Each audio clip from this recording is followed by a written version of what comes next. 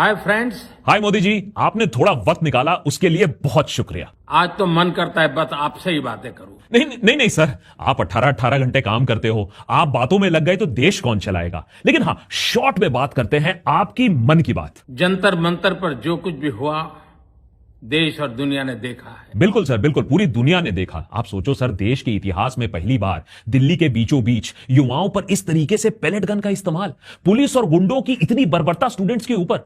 अरे बच्चों ने क्या मांगा था? एक नाकाबिल मंत्री का इस्तीफा ही तो मांगा था। गई फिर से हमारी डेमोक्रेसी रेटिंग नीचे। और बच्चों पर कौन सा सरकार, सर आप ही बताओ, ऐसी इस तरीके की बर्बरता करती है? आप बताइए सर। कुछ शरारती बच्चों ने भद्दी भद्दी गालियां बोली। लेकिन मोदी जी, आप तो खुद ही कहते थे कि 2-3 किलो गाली आप रोज खा लेते हो, डकार भी नहीं लेते हो, तो अब ऐसा क्या हो गया? मैं ये कह रहा हूं कि भद्दी गालियां नहीं बकनी चाहिए, ये बात मैं मानता हूं। लेकिन अरे देश की शिक्षा व्यवस्था, युवाओं के लिए घटते अवसर, करप्शन और गबन का जो डंका चल रहा है, उस सबको देखकर अब लोग उत्तेजित हो जाते हैं, गाली निकल जाएगी।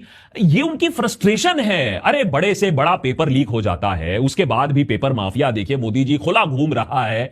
तो ये हमारे देश को क्या शोभा देता है? ये सब किसी भी सभ्य समाज को शोभा न दे ऐसे शब्दों का प्रयोग किया गया। मोदी जी माफ कीजिएगा, छोटा मुंह बड़ी बात, लेकिन आप भी बात को अब खींच रहे हो हैं। अरे देश का भविष्य ज्यादा जरूरी है या 4 गालियां?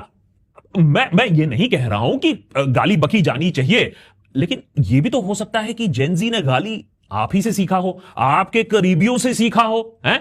एडिटर मोदी जी को सुनाओ सुनाओ सुनाओ। देखिए मोदी जी, कोई कहता है गोली मारो सालों को, देश के गद्दारों को।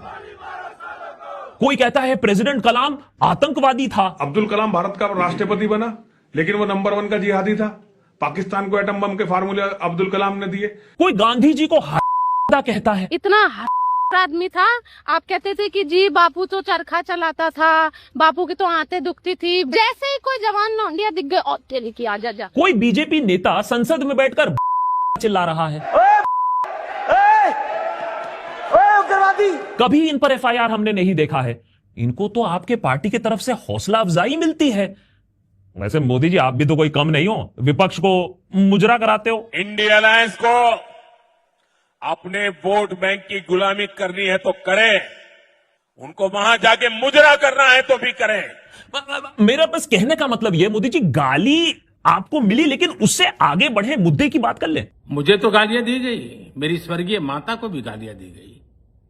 न जाने कितना भद्दा स्वरूप था। मोदी जी गुस्ताखी माफ, लेकिन मेरी एक्स गर्लफ्रेंड एक चीज कहा करती थी कि हम कैमरा के सामने बैठने वाले जो प्राणी होते हैं बहुत नार्सिसिस्टिक होते हैं, माने सेल्फ सेंटर्ड होते हैं।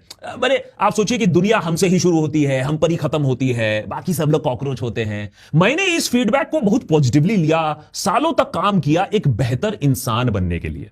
कहने का मतलब मोदी जी ये है कि गाली आपको निजी रूप से नहीं दी गई थी और कतई आपकी माताश्री को नहीं दी गई थी। आपके सरकार के कारनामों को गाली बकी जा रही थी। अब टूटे हुए पुल हैं, पॉटहोल वाले रास्ते हैं, चुरमुराता एजुकेशन सिस्टम है, गिरता रुपया है, बढ़ती बेरोजगारी है, राम मंदिर में चोरी है, पीएम केयर्स में धांधली है, पेट्रोल में मिलावट है, हर इंडेक्स में देश की रैंकिंग की गिरावट है।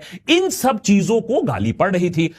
अब आप इस पूरे फेलियर का चेहरा हो तो भाषा हो सकती है गलत, लेकिन जो आक्रोश है वो तो जायज है। मोदी जी, इस पर कुछ कहना चाहेंगे आप? लेकिन मैं आज बात करना चाहता हूं कि बचपन में गलतियां होती हैं। यही तो जेनजी आपको समझाना चाहता है कि बच्चे तो छोड़ो, यहां तो बड़े बुजुर्ग तजुर्बेकार नेता बार बार गलती करते रहते हैं, लेकिन अपनी हेकड़ी के चलते गलती मानते नहीं। उधर अच्छे दिन के लालच में मोदी जी कितने सारे अडल्ट्स, बड़े बुजुर्ग हैं, उनको नचाया गया, उनका उल्लू बनवाया गया, लेकिन गलती कोई नहीं मानना चाहता है। और बचपन में गलतियों से सुधरने का अवसर भी होता है। अरे मोदी जी, बच्चे तो सुधर भी जाएंगे, लेकिन पढ़े लिखे अधेड़ उम्र के जो इंसान हैं, चाहे वो कॉमन सिटीजन हो, सरकार में हो, ये तो अपनी गलती नहीं मानेंगे। अब आप समझिए जेनजी में आक्रोश क्यों है। इसी झूठ और ये जुमलेबाजी के खिलाफ ये गुस्सा है। और यही तो बचपना है। और इसलिए मैं समाज के अंदर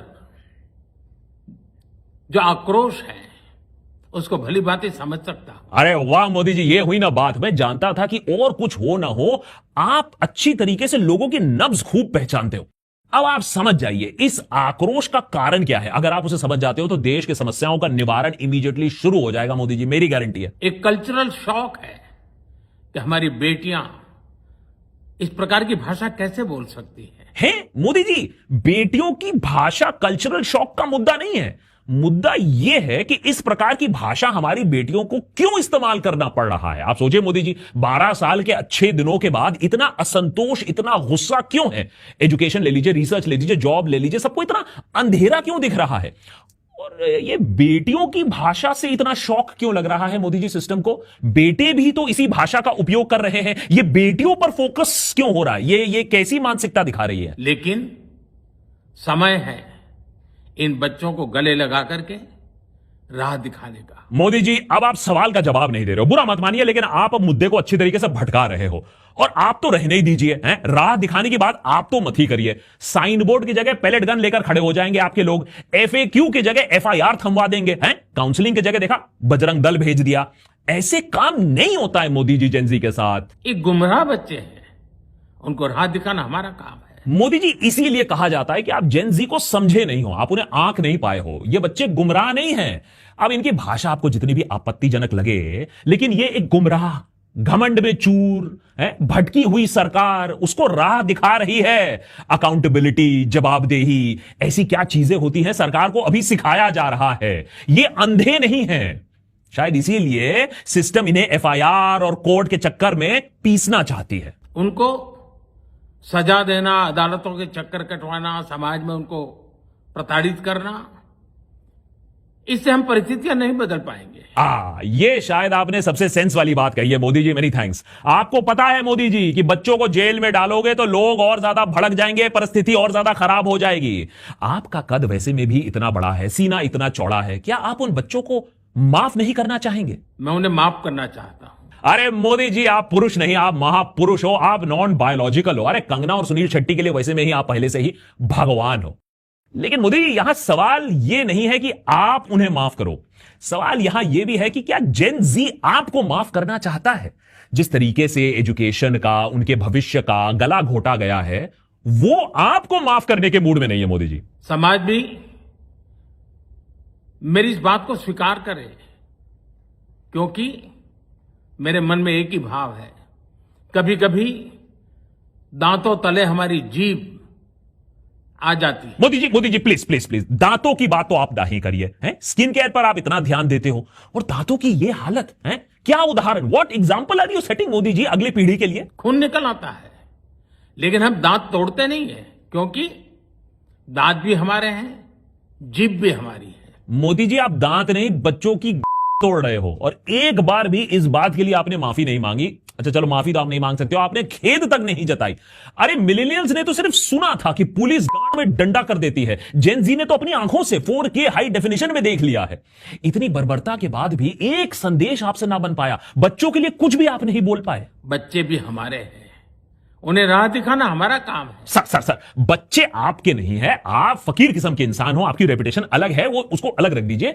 लेकिन जेन जी को आप नहीं समझ रहे हो सर।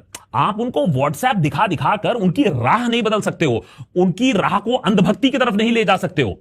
अरे ये बूमर और मिलेनियल जनरेशन नहीं है, ये मॉडल अलग है, ये जेन जी वाला मॉडल है, ये वायरस प्रूफ वाला मॉडल है। आप जो बोलोगे, आप जो राह दिखाओगे, उसका उल्टा करेंगे वो। गुमराह को राह दिखाना कठिन होता है, लेकिन कठिन काम हमको करना। सर ये तो आप धमकी दे रहे हो सर, हमें कठिन काम करना आता है।